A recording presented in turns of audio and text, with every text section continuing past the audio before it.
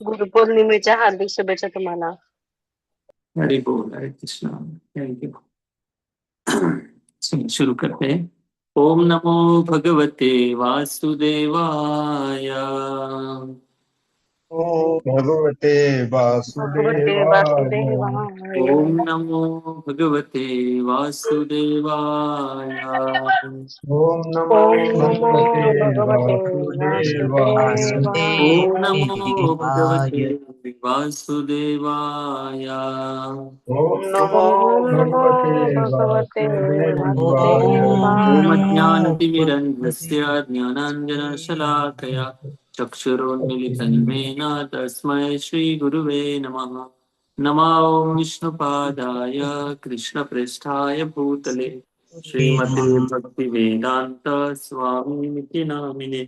नमस्ते सारस्वती देवे गौरवाणी प्रचारिणे निर्विशेष शून्यवादी पाश्चात्यदेशतारिणे वाञ्छाकल्पतरुभ्यश्च कृपा सिन्धुभ्येव च पतितानां पावनेभ्यो वैष्णवेभ्यो नमो नमः। जय श्री कृष्ण चैतन्य प्रभु नित्यानंद श्री अद्वैत गदाधर श्रीवासादि गौर भक्त वृंद। हरे कृष्णा कृष्णा कृष्णा हरे हरे, हरे राम राम राम हरे हरे। हरे कृष्णा। सभी भक्तों का स्वागत है आज के ऑनलाइन श्रीमद् भागवत क्लास में। तो हम श्रीमद् भागवतम के प्रथम स्कंद के 8वें अध्याय की चर्चा करें, जिसका शीर्षक है कुंती महारानी की प्रार्थना और राजा परीक्षित महाराज की रक्षा। तो हम श्लोक संख्या कल तक 34 नंबर श्लोक तक हमने चर्चा किया था। तो आज हम 35 और 36 दो श्लोकों की चर्चा करेंगे। कुंती महारानी इस प्रार्थना में बता रहे हैं कि पिछले 3 श्लोकों में हमने देखा था, कुंती महारानी बताती कि भगवान श्री कृष्ण जो है उनका जो अवतार है, अवतार लेने के जो अलग अलग कारण है उस कारणों की चर्चा करते। तो परित्राणाय साधूनां विनाशाय च दुष्कृतां, जैसे भगवद गीता में भगवान बताते, वो 2 कारणों से भी कारणों का भी वर्णन करते। और पहले श्लोक में बताती कुंती महारानी की जो पुण्यवान राजा है, जो पुण्यशील राजा है, उनकी कीर्ति बढ़ाने के लिए आप इस संसार में आते हो अवतार लेकर। और कहते कि कैसे देवकी और वसुदेव इनकी प्रार्थना के रूप में आपने अवतार लिया था, ये कारण है। और तीसरा है कि भार अवतार अन्यो, इस पृथ्वी का भार को नष्ट करने के लिए आप आते हो। ये 3 कारणों की चर्चा कुंती महारानी करती है। लेकिन आचार्यगण इन 3 कारणों का ऐसे खंडन करते कि समझो भगवान को प्रत्यक्ष रूप से आने की कोई आवश्यकता नहीं है। खुद अपने धाम में बैठकर अपनी केवल इच्छा शक्ति मात्र से किसी भी असुर का वध कर सकते हैं, भक्तों की भी रक्षा कर सकते हैं, है ना। तो इनमें से कई कारण जो है, इसके लिए भगवान ये प्रमुख कारण नहीं होते हैं। भगवान के आने का जो सबसे बड़ा प्रमुख कारण है, उसके साथ बाकी सारी चीजें भगवान कर लेते हैं। तो सबसे बड़ा प्रमुख कारण क्या है, कल हमने चर्चा किया था कि जो भगवान के जो भक्त होते हैं उनको भगवान का बहुत ज्यादा विरह होता है। उस विरह के कारण भगवान अपने भक्त की रक्षा के लिए, भक्तों को मिलने के लिए आ जाते हैं। ये एक कारण था। और 35 और 36 इन 2 श्लोकों में कुंती महारानी 2 कारणों का विशेष रूप से अवतार का जो प्रयोजन है इसका वर्णन करती है। और ये सबसे महत्वपूर्ण इस चर्चा की श्रृंखला में ये अवतार के जो प्रमुख प्रयोजन है इसकी चर्चा होती है। संख्या 35।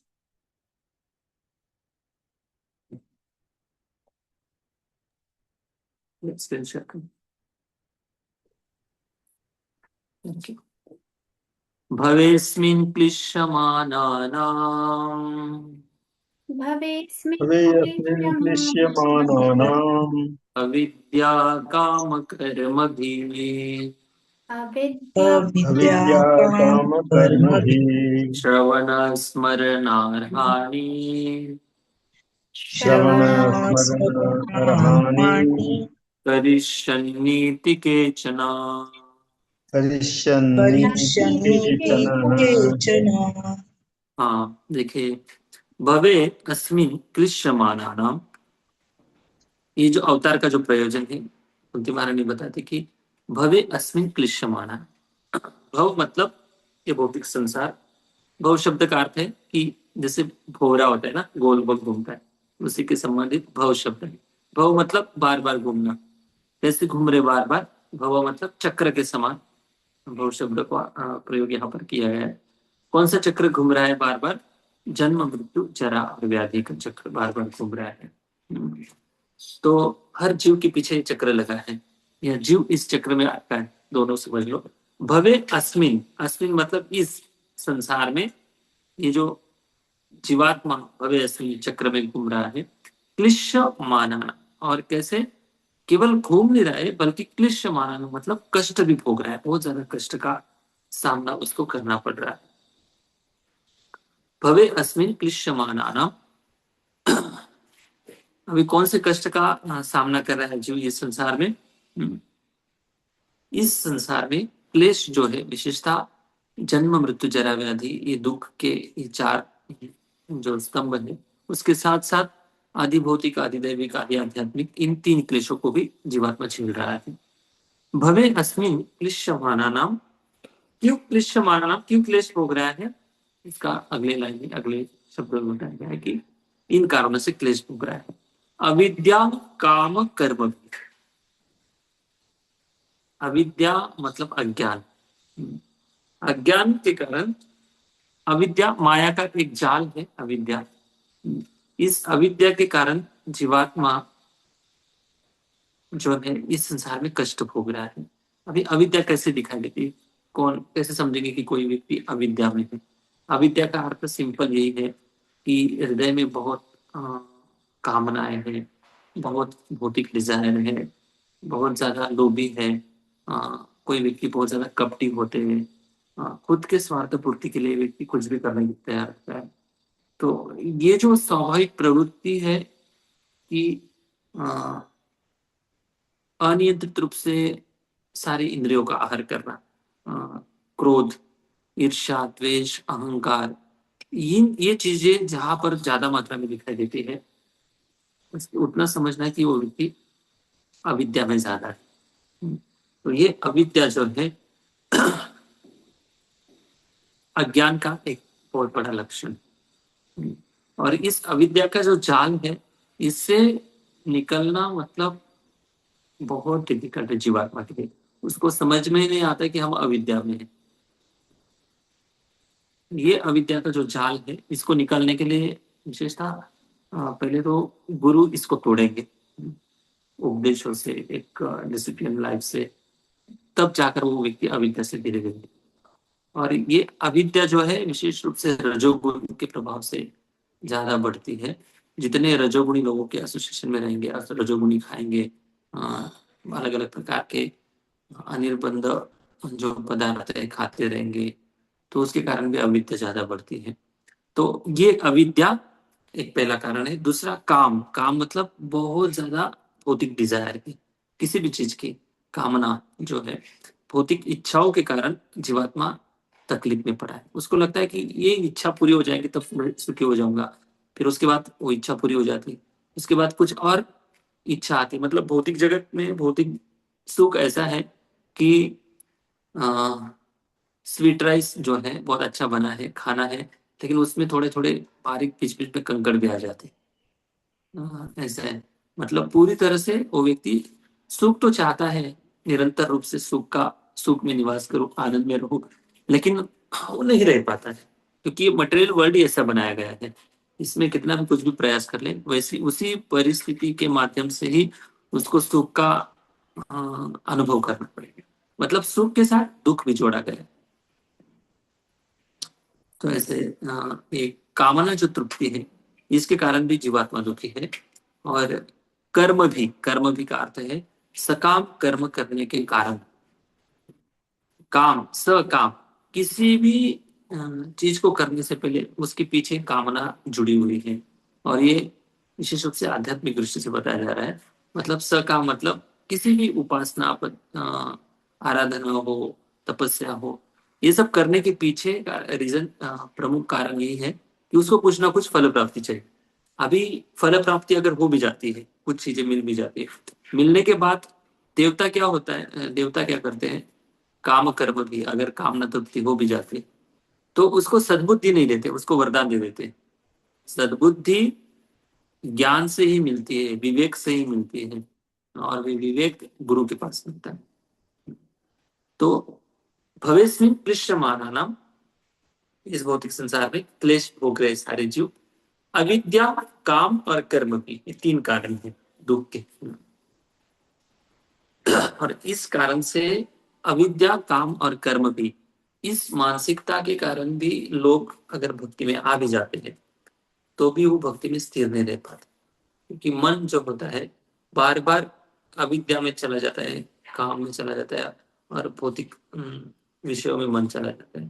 तो इसीलिए ऐसे जीवों के कल्याण करने के लिए भगवान इस संसार में आते हैं। क्या कल्याण करने का उनका क्या तरीका है, एक विशेष प्रकार की एक व्यवस्था स्थापित करते हैं भगवान, जो व्यवस्था चिरकाल तक टिकी रहती है।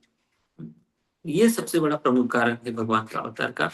वो कारण बता रही कुंती महारानी, श्रवण स्मरण अरहणि। अरहणि का अर्थ है कि पूजन करना। श्रवण मतलब कथा, भगवान की कथा श्रवण करना। स्मरण मतलब याद करना, और अरहणि मतलब पूजन करना। करिष्य अन्निति केचन, जो व्यक्ति ये करता है, इस प्रकार की श्रवण स्मरण और पूजन जो व्यक्ति करता है, वो उसका तीन क्लेशों से, जो क्लेश है जीवात्मा भविष्य में इस भौतिक संसार में क्लेश भोग रहा है, इन क्लेशों से वो व्यक्ति मुक्त हो जाता है और उसको अंतिमता भगवत धाम की प्राप्ति हो जाती है। देखिए, भगवान की कथा जो है, ये सबसे अध्यात्म का जो भी आध्यात्मिक चीजें बताई गई है, इसमें सबसे बड़ा प्रमुख अगर कोई विधि है, उपासना है, पद्धति है शुद्धिकरण की, सबसे इंपॉर्टेंट है भगवान की कथा। और उस कथा को भगवान, भक्ति विनोद ठाकुर जी कहते हैं कि भौतिक संसार में भगवान क्यों आते हैं, उनको क्या आने की क्या जरूरत है। भगवान इस संसार में इसलिए आते हैं कि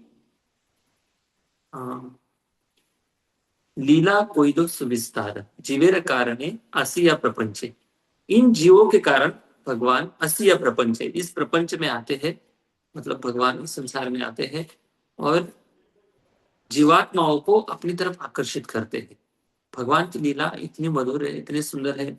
हालांकि इसका अनुभव सभी जीवों को नहीं होता है। कुछ लोग सुनते हैं, छोड़ देते, चले जाते। कुछ लोग की चेतना में स्पर्श होता है, नहीं होता है, लेकिन काम तो जरूर करता है। मेडिसिन के समान ये खरी कथा बताएगी। भगवान की कथा इतनी पावरफुल है कि भले उसको समझ में आए या ना आए, काम तो जरूर करती है। धीरे धीरे धीरे धीरे अंदर उसके हृदय में हैमर के समान बाद में उसको एक दिन प्रज्वलित हो जाती है उसके हृदय की भक्ति की आग। तो ये श्रवण जो है, श्रवण के लिए विषय क्या है, भगवान की लीला। तो भगवान अगर अवतार लेंगे ही नहीं, तो लीला कैसे समझ में आएंगे लोगों की, कौन सी लीला भगवान ने कहाँ पर क्या किया था, कैसे अवतार में भगवान ने कौन सी लीला की, तो कैसे समझ में आएगा। जब तक भगवान अवतार नहीं लेंगे तो आने वाली जो पीढ़ी है, जो परंपरा है, किस विषय की चर्चा करेगी। निराकार ब्रह्म ज्योति की थोड़ी चर्चा करेगी, जिसमें कोई लीला नहीं होती प्रकाश में। देखते कई लोग ध्यान करते निराकार ब्रह्म ज्योति का, और उनको लगता है कि यही आध्यात्मिक मार्ग है। लेकिन ब्रह्म ज्योति की कोई लीला नहीं है, ना नाम है, ना रूप है, ना गुण है, ना लीला है। तो ब्रह्म ज्योति की उपासना देने के लिए भगवान आते ही नहीं है, यहाँ पे स्पष्ट खंडन हो जाता है। इसलिए भगवान इसलिए आते हैं कि इतनी सुंदर सुंदर लीला करते भगवान, और उसके माध्यम से जीवात्माओं को श्रवण करने का, स्मरण करने का एक मौका दिया जाता है। इस प्रकार की लीला का श्रवण करो, स्मरण करो, और भगवान के स्वरूप का पूजन करो। अगर आप ऐसे करेंगे तो धीरे धीरे आप इस अविद्या, काम और कर्म के चक्र से, दुख से मुक्त होकर आप भगवत धाम की प्राप्ति कर सकते हैं, और इस भौतिक जगत से हमेशा के लिए आप मुक्त हो जाएंगे। तो इस पद्धति को स्थापित करने के लिए भगवान, एक्चुअली यही एक प्रमुख कारण है कि भगवान इसलिए इस संसार में आते हैं। जब वर्तमान में भगवान, मतलब जब जिस समय भगवान थे, उस समय भगवान खुद अपने दर्शन मात्र से लोगों का उद्धार करते थे। जब भगवान भगवत धाम चले जाते हैं तो भगवान का नाम और भगवान की कथा लोगों का उद्धार करती है। इसलिए भगवान और भगवान की कथा में और भगवान के नाम में कोई अंतर नहीं। जहां पर भगवान की कथा चलती है वहां पर साक्षात भगवान निवास करते हैं। भगवान भी सुनने के लिए आते हैं, भगवान का गुणगान जहाँ पर होता है। इसलिए श्रीमद् भागवतम जो कहा गया है, श्रीमद् भागवतम में धर्म स्वनिष्ठतः पुंसा विश्वक्सेन कथा स्वीया न उत्पादयति रतिम श्रम एवं हि केवलम। धर्म स्वनिष्ठता पुंसा मतलब वर्णाश्रम का वर्णन के बाद नारद मुनि व्यास जी को बताते हैं धर्म स्वनिष्ठता पुंसा विश्वक्सेन कथा स्वीया। अगर भगवान की कथा में रुचि नहीं आ रही है, अलग अलग प्रकार के धर्मों का पालन कर रहे हैं, वर्णाश्रम की ड्यूटी निभा रहे हैं, अगर कोई ब्राह्मण है ब्राह्मण का काम कर रहा है, क्षत्रिय का काम कर रहा है, कोई स्त्री है अपना स्त्री धर्म निभा रही है, कोई पुत्र है अपना पुत्र धर्म निभा रहा है, माता पिता है अपने धर्म निभा रहे हैं, ये तो कर्तव्य है। फिर ये कर्तव्य क्यों दिए गए हैं? ये इससे थोड़ी आत्मा का कल्याण होने वाला है, इससे आत्मा का कल्याण नहीं होने वाला है। इससे तो केवल शरीर का निर्वाह ठीक ठाक, शारीरिक स्तर पर व्यक्ति कैसे सुखी हो सकता है, इसकी बात की गई ज्यादा। एक प्रश्न भी तो ऐसे उठता है, फिर इतने शास्त्रों में अलग अलग उपासना अलग अलग विधि विधान क्यों दिए गए हैं? इतने उपवास है, इतने तपस्या है, अलग अलग देवी देवताओं की व्रत की कथा है, उसके साथ फलश्रुति है, क्यों दिया गया है? क्योंकि सबका एक स्तर नहीं है। दो प्रकार के धर्म होते हैं, एक तो पराधर्म, दूसरा है अपराधर्म। पराधर्म का अर्थ है कि पराधर्म में केवल आत्म कल्याण की बात होती है। वो आत्मा कैसे भगवत धाम चला जाए जल्दी से जल्दी, उसकी चर्चा होती है, उसको कहते हैं परोधर्म। सवै पुंसा परोधर्म ये तो भक्ति अधोक्षजे अहेतु की अप्रतिहता ये आत्मा से प्रसिद्ध है, तब जाकर आत्मा प्रसन्न होगा। तो ये है पराधर्म की जो बात है, ये भागवत विधि है। और उसके साथ साथ किसी का अगर उस आत्मा के धर्म का पालन करने की किसी की क्षमता नहीं है। क्षमता क्यों नहीं है? क्योंकि चेतना नीचे गिर गई है। सिंपल नहीं, भाषा में एक ही उत्तर है। क्यों क्यों लोग शुद्ध भक्ति नहीं कर पाते? क्योंकि उनकी जो चेतना है, उनकी विचारधारा जो है नीचे गिर गई है। कि नीचे गिरने का मतलब क्या है? उनको लगता है कि हमारे जीवन में जो भी सुख है चाहिए हमें, वो सब सुख विषयों की वस्तुओं में सुख। इसको कहते हैं नीचे चेतना गिरना। जिनका आत्मा के उन्नति में जिनकी चेतना लगी है, जिनकी विचारधारा है, वो लोग भगवान की शुद्ध भक्ति करते हैं। तो ये जो बात है, इसलिए सबकी भक्ति की जो प्रैक्टिस की जो बात आती है, कुछ लोग क्यों सबको हरि कथा अच्छी नहीं लगती, कुछ लोगों को कड़वी लगती है। हाँ, लेकिन कड़वी भी क्यों ना लगे, अगर सुनते रहेंगे, आलस आ रहा है, मन नहीं लग रहा है, कोई रिलेट नहीं कर पाते, कोई कनेक्ट नहीं कर पाते, क्यों ऐसा होता है? क्योंकि हृदय में बहुत सारे कल्मश हैं, अशुद्धियां है, इसके कारण हरिकथा में रुचि नहीं आती। तो ये श्रवण स्मरण यही औषधि है, और यही बार बार पढ़ने मात्र से जीवात्मा का कल्याण हो जाएगा, बार बार सुनने मात्र से जीवात्मा का कल्याण हो जाएगा, यही औषधि। तो इसलिए भागवतम में बताया ना, पहले ही जब इस प्रयोजन धर्म की बात होती है, तब नहीं, संबंध अभिधेय की जब बात होती है, दूसरा श्लोक भागवतम का पहला स्कंद, इसमें कहा गया है कि तापत्रय उन्मूलन, जो व्यक्ति भगवान की कथा सुनेगा उसके तीन तापों से वो व्यक्ति मुक्त हो जाएगा और उसको भगवत धाम की प्राप्ति हो जाएगी। तो इसलिए नदी पार करना अगर उद्देश्य है, तो फिर कर्मकांड को और बाकी चीजों को स्पर्श करना चाहिए कि नहीं करना चाहिए? जरूरी नहीं। भगवत धाम जिसको जाना है वो बस नैया पार कैसी हो जाए उसके प्रयास में लगना चाहिए, बाकी सारी चीजें भगवान देते हैं। अगर जरूरत है तो भगवान दे ही देते। तो देखो, नदी पार करना है तो नदी पार करते करते हमें कभी कभी पानी के प्रवाह में बहते हुए भी जाना पड़ता है, अगर थोड़ा बह भी जाते हैं, लेकिन नदी पार करना है, इसको कभी भूलना नहीं चाहिए। मतलब ये है कि अगर भक्ति के आश्रम के लिए अलग अलग चीजें बताई गई, जैसे कि कोई गृहस्थ है तो बाहरी रूप से कोई उनके कुल में किसी देवी देवता की पूजा भी क्यों न बताई गई, तो भगवान के ऊपर उनका प्रेम नष्ट नहीं होता। उनकी जो चेतना है भगवान में लगी है, लेकिन बाहरी रूप से अगर कोई विधि है, कुछ व्रत वैकल्य है, कर भी लो, कोई बात। तो ये जो बात है, मतलब नदी के प्रवाह के समान थोड़ा बहुत बह भी जाते हैं, लेकिन नदी पार करना कभी नहीं भूलना चाहिए।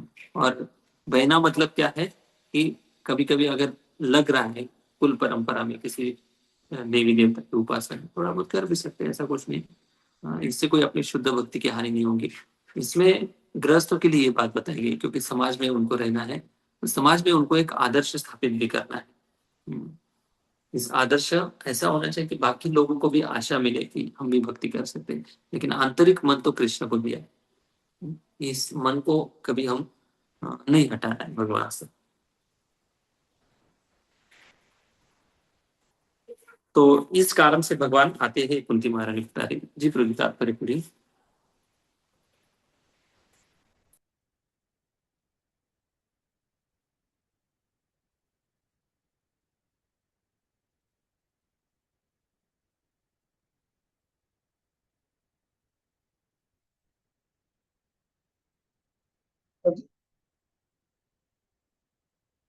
पर प्रभु का प्रभु जी। पढ़ी प्रभु जी, हरे कृष्णा पढ़ी। ओके, हरे कृष्ण। श्रीमद् भगवत गीता में भगवान स्पष्ट रूप से कहते हैं कि वे प्रत्येक युग में धर्म पंथ की पुनः स्थापना के लिए प्रकट होते हैं। यह धर्म पंथ भगवान द्वारा निर्मित किया जाता है। कोई भी व्यक्ति नवीन धर्म पंथ निर्मित नहीं कर सकता। जैसा कि कुछ महत्वाकांक्षी लोगों के लिए यह फैशन बन गई है। वास्तविक धर्म पंथ यह है कि भगवान को परम सत्ता के रूप में स्वीकार करके स्वयं स्फूर्त मानकर प्रगाढ़ प्रेम में उनकी सेवा की जाए। जीव को तो सेवा करनी ही है, क्योंकि स्वभावतः वह इसी के लिए बना है। जीव का एकमात्र कार्य भगवान की सेवा करना है। भगवान महान है और जीव उनके अधीनस्थ है, अतएव जीव का कर्तव्य उनकी सेवा करना मात्र है। दुर्भाग्यवश मोहग्रस्त जीव अज्ञानवश भौतिक इच्छा के कारण इंद्रियों के दास बन जाते हैं। यह इच्छा अविद्या या अज्ञान कहलाती है। ऐसी इच्छा से ही जीव विकृत विषयी जीवन पर केंद्रित भौतिक भोग के लिए तरह तरह की योजनाएं बनाता है।